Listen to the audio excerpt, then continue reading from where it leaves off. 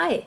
So intermolecular forces are the forces between molecules and should not be confused with intramolecular forces, which are the forces within molecules. So these are the forces between different molecules or the same molecules. Um, so I'm going to talk about the different types of intermolecular forces.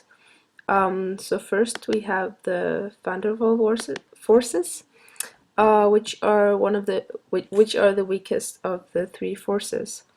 I'm gonna use methane as an example to explain this force, if it will work. Yes.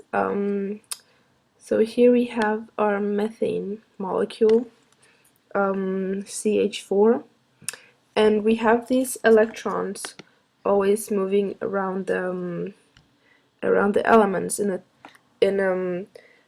a three dimension.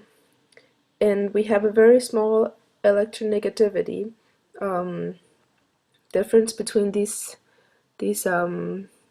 elements, and therefore we have a nonpolar molecule. So we have no positives or negative part of the molecule, and therefore the only way, this is a 3D model of the molecule. So there are no strong attraction between the molecules if they were to connect with each other. So the only connection we have here is an instant of a moment change where the electrons are situated in one end of the molecule, and then they change to another side, and then wherever they feel like going. I mean, they always move around. So it's only this tiny instant of a moment where they actually connect. So here we have a very low boiling point as there's a very low attraction and it's so weak, so it needs almost no energy to break up the structure, which is pretty obvious. We have these so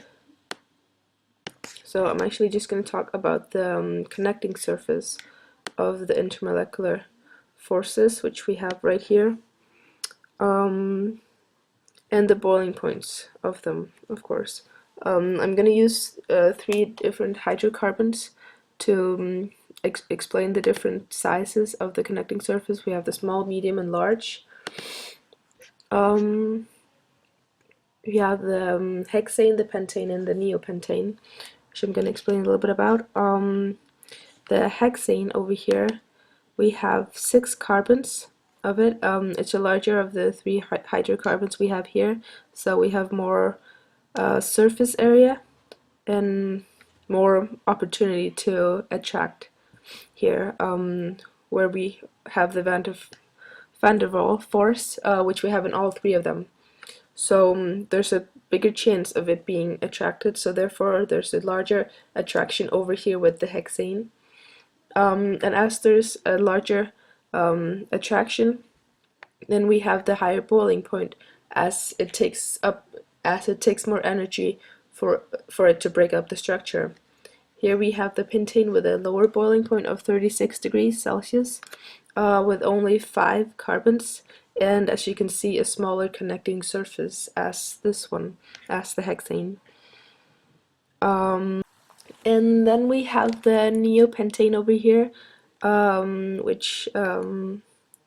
which boils at a temperature as low as 10 degrees centigrade, and has a smaller connecting surface as the other 2 over here, and also van der Waal force. So the more branching they have out of within the molecule, the lower the boiling point is. Alright, so now we have the connecting surfaces. We have the small, medium, large, and the large connecting surface has a higher boiling point, as it as it takes more energy to break up the structure. All right, so the second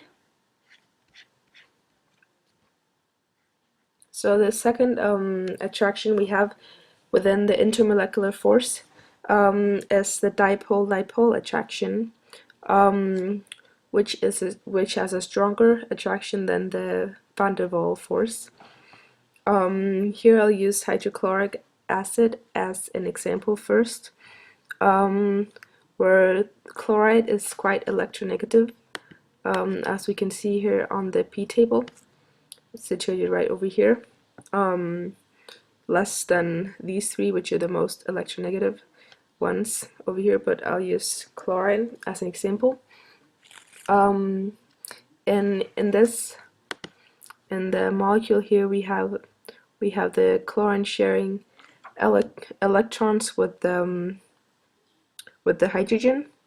So we have a partial positive side here at the hydrogen and a negative side at the chlorine. If we put another hydrochloric acid molecule here,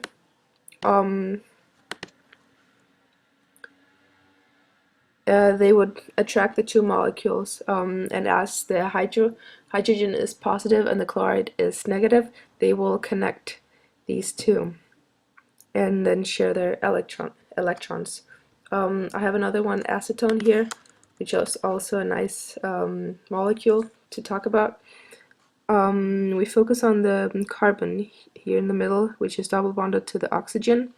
Oxygen is more electronegative and will pull the carbon and therefore be partial negative up here. And the carbon is losing electron density, and then it will become partial positive.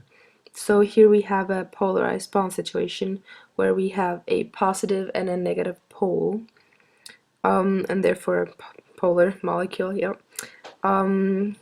So each molecule has a dipole if we do the same as the last one here.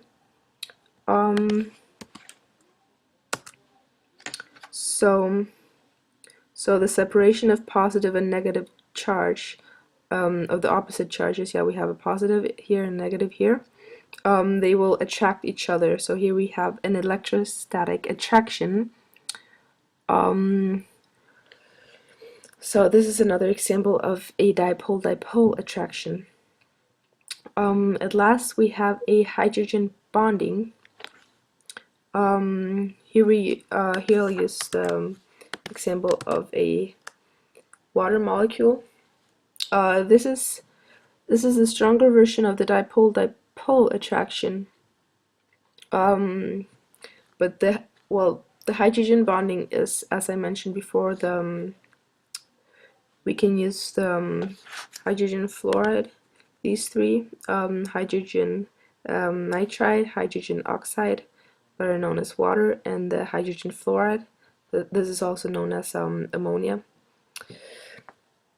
So it can be used with either three, but I chose the hydrogen oxide as an example.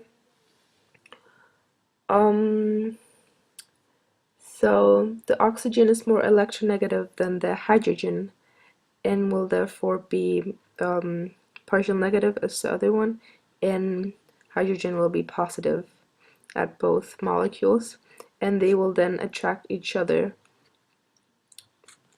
They are both polar, as we have a positive and negative side of the molecule, and this looks like a dipole-dipole attraction, but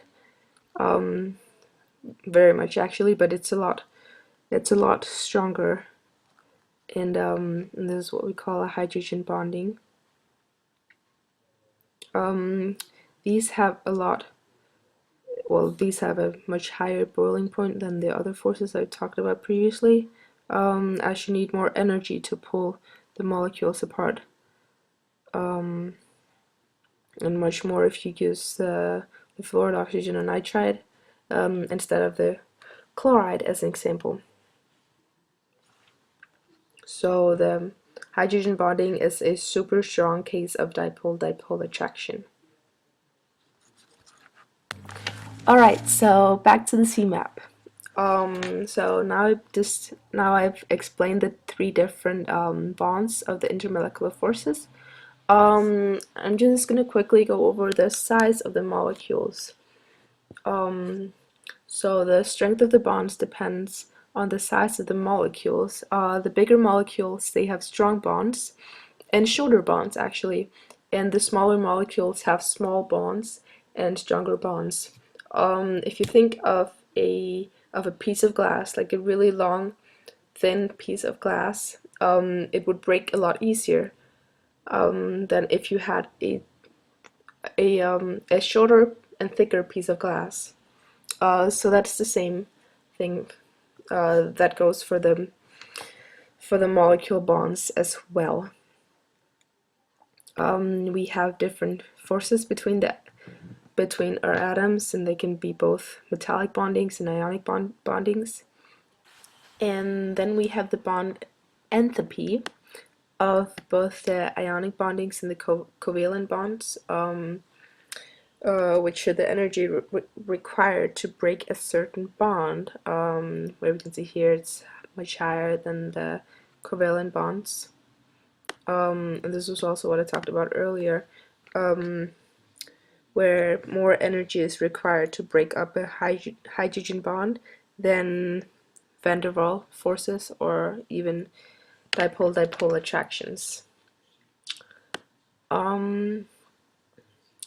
So this was my little introduction to intermolecular forces. Thank you very much.